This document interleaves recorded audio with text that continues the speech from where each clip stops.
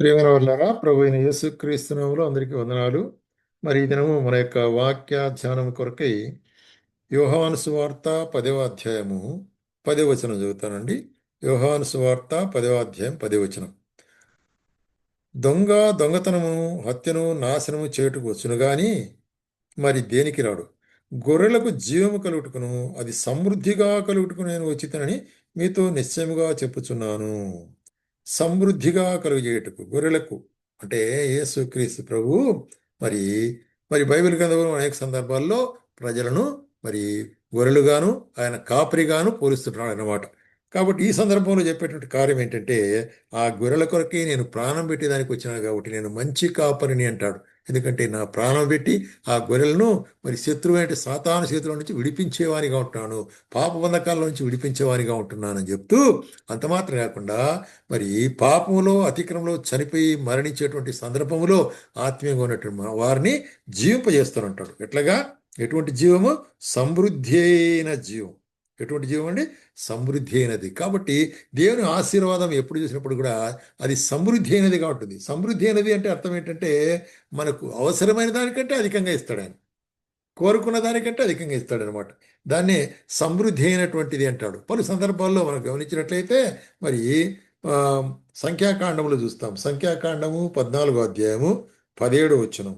14వ అధ్యాయం 17వ వచనం చూసినట్టయితే, యెహోవా దీర్ఘశాంతుడు, కృపాతిశయుడును, దోషమును అతిక్రమమును పరిహరించువాడును, అపరాధిని నిరపరాధిగా ఎంచక 3-4 తరముల వరకు తండ్రుల దోషములు కుమారుల మీదకి తెచ్చువాడును, నీవు చెప్పిన మాట విని చొప్పున నా ప్రభు యొక్క బలమును గణపరచబడును గాక అంటున్నాడు. కాబట్టి దేవుడు ఎటువంటి వాడు? దీర్ఘశాంతుడు, కృపాతిశయుడు. కాబట్టి చూసినట్లయితే ఆయన దీర్ఘశాంతాన్ని బట్టి, కృపాతిశయుని బట్టి ఎన్నోసార్లు మరి చూసినట్టయితే దేవుడు అరణ్యములో వారి ప్రయాణములో ఇశ్రాయేలును ఎన్నోసార్లు క్షమించినాడు, ఎన్నోసార్లు వారికి ఆదరించినాడు, ఎన్నోసార్లు కృప చూపించినాడు, ఎన్నోసార్లు తన యొక్క సంపూర్ణమైన కృపను చూపించి నడిపించినాడు. కాబట్టి ఆయన సమృద్ధి అయినటువంటి వాడు, తన కృపలో సమృద్ధి అయినటువంటి వాడుగా ఉంటున్నాడు. అదే కీర్తనకర్త ఏమంటాడు? 130వ కీర్తనలో 130వ కీర్తన 7వ వచనంలో ఏమంటున్నాడంటే, ఇశ్రాయేలు యెహోవా మీద ఆశ పెట్టుకును, యెహోవా యొద్ద కృప దొరుకును, ఆయన యొద్ద సంపూర్ణ విమోచన దొరుకును. సంపూర్ణమైన విమోచన, ఫుల్ రిడెంప్షన్.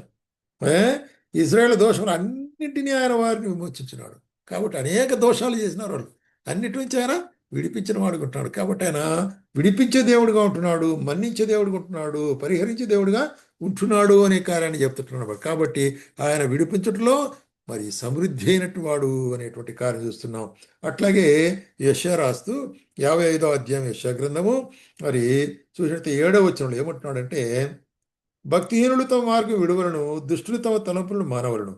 వారు యెహోవా వైపు తిరిగినడలా ఆయన వారి యందు జాలిపడును, వారు మన దేవుని వైపు తిరిగినట్లా బహుగా క్షమించును. కాబట్టి ఆయన క్షమాపణ ఎంతో గొప్పది.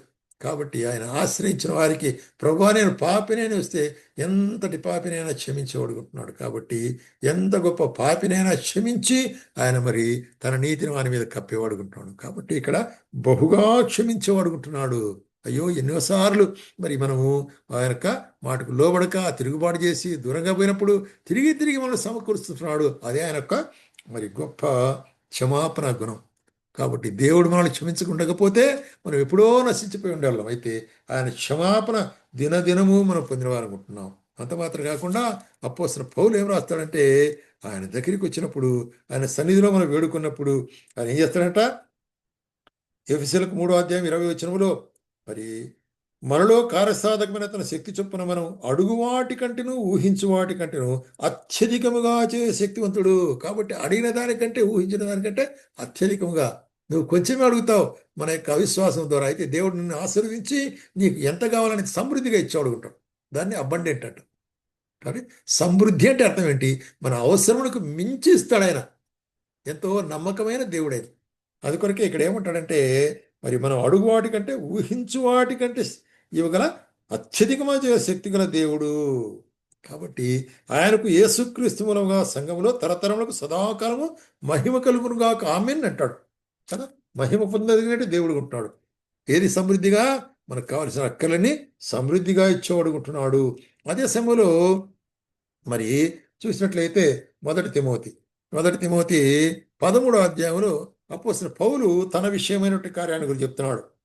పూర్వం దూషకుడును హింసకుడును హానికరుడనైన నన్ను తన పరిచర్యకు నియమించి నమ్మకమైన వారిగా ఎంచినది నన్ను బలపరిచిన మన ప్రభువైన యేసుక్రీస్తును కృతజ్ఞుడైనాను.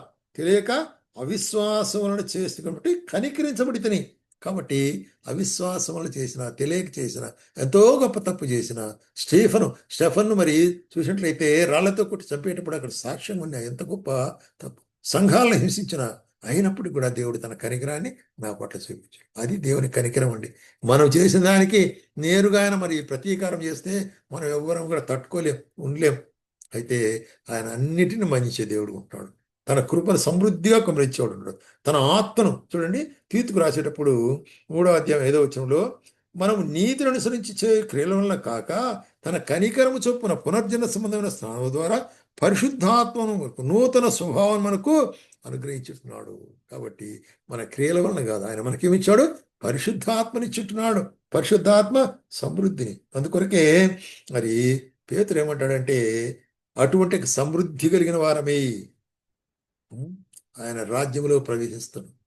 కాబట్టి పేతురు రాసిన 2వ పత్రిక మరి 1వ అధ్యాయం 11వ వచనంలో ఏం చెప్తున్నాడు? ఇక్కడ చూసినట్లయితే మీరిట్టి క్రియలు చేయవారైతే ఎప్పుడునూ తొట్టిల్లరు, అలాగనే మన ప్రభువును రక్షకుడైన యేసుక్రీస్తు యొక్క నిత్యరాజ్యములో ప్రవేశం మీకు సమృద్ధిగా అనుగ్రహించబడును.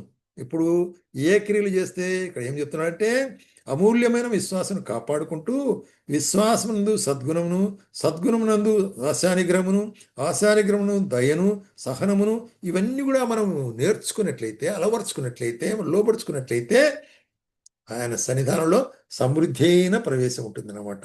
ఆయన సమృద్ధి అయిన ప్రవేశములో ఆ యొక్క పరలోక రాజ్యంలో ప్రవేశిస్తాం. కాబట్టి ఇటువంటి తీర్మానం నేను చేసుకున్నట్టున్నాడు అంటున్నాడు. వచ్చిన పౌలు ఏమంటాడంటే ఫిలిప్పీలకు రాసేటప్పుడు ఇటువంటి తీర్మానం. కాబట్టి చూడండి, ఫిలిప్పీలకు 1వ అధ్యాయము 25వ వచనం.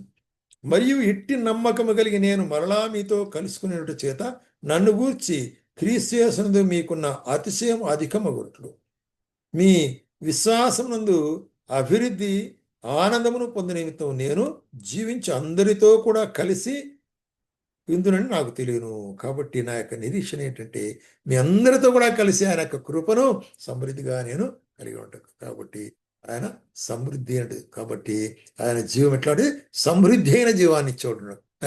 కొంచెం అంతో ఇంత కాదు, ఆయన సమృద్ధి అయిన జీవంతో. కాబట్టి సమృద్ధి అయిన జీవంతో ఆయన కృపలో మనం ప్రవేశించాలనుకుంటున్నాం.